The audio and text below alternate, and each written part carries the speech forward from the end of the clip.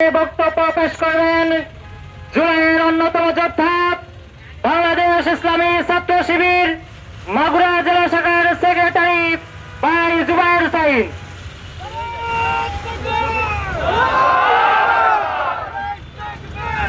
আউযু বিল্লাহি মিনাশ শাইতানির রাজিম।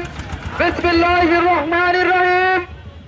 সংগ্রামী ছাত্র জনতা, আপনারা জানেন গতকাল আমাদের 24শে ছাত্র জনতার কোন অভ্যুত্থানের যে আন্দোলন হয়েছিল, সেই আন্দোলনের অন্যতম সহযোদ্ধা ওসমান হাদির উপর নৃশংস হত্যাযজ্ঞ হামলা করা হয়েছে। আমরা তীব্র নিন্দা এবং প্রতিবাদ জানাচ্ছি। আমরা ইন্টারিম সরকারকে বলতে চাই, এই আচরণের এই যে হামলা করা হয়েছে তার সুষ্ঠু তদন্ত করে অতি দ্রুত জাতির সামনে বিচার করতে হবে। আর সাথে বলতে চাই, এই প্রতিবাদী শক্তি, এক খুনের শক্তি, তোমরা শুনে রাখো, ওসমান হাদি শুধু একটা নাম নয়, ওসমান হাদি অখণ্ড বাংলাদেশ। সুতরাং বাংলাদেশকে নির্মূল করা সম্ভব নয়।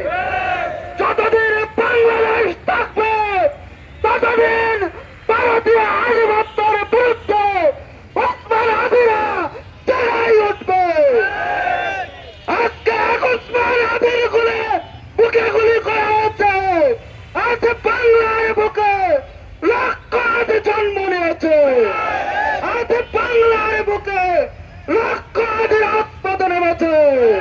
সুতরাং হাদির এই বিচার না পর্যন্ত, এই হামলার বিচার না পর্যন্ত আমরা রাজপথ ছাড়ছি না, আমরা রাজপথ ছাড়ছি না।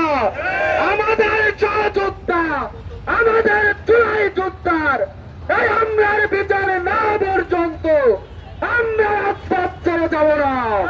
সংগ্রামী উপস্থিতি, আমরা দেখতে পাচ্ছি এই ওসমান হাদির হামলা নিয়ে মিডিয়াকে ষড়যন্ত্র করা হচ্ছে।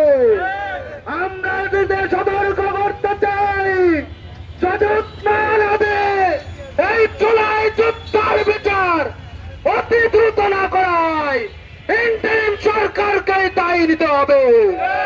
ইন্টারিম সরকারের এই দায়বদ্ধতার আর কোনো সুযোগ নাই।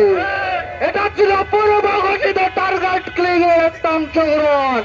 সুতরাং আমার জুলাই যোদ্ধাদেরকে যদি ইন্টারিম সরকার নিরাপত্তা দিতে পারে, তাহলে কাজার নির্বাচন দিবে তিনি। সংগ্রামী উপস্থিতি, আমি আপনাদেরকে বলতে চাই, জুলাই যোদ্ধাদের উপরে, জুলাইয়ের উপরে কোন আঘাত ইসলামী ছাত্র শিবির মেনে নেবে না। বাংলাদেশ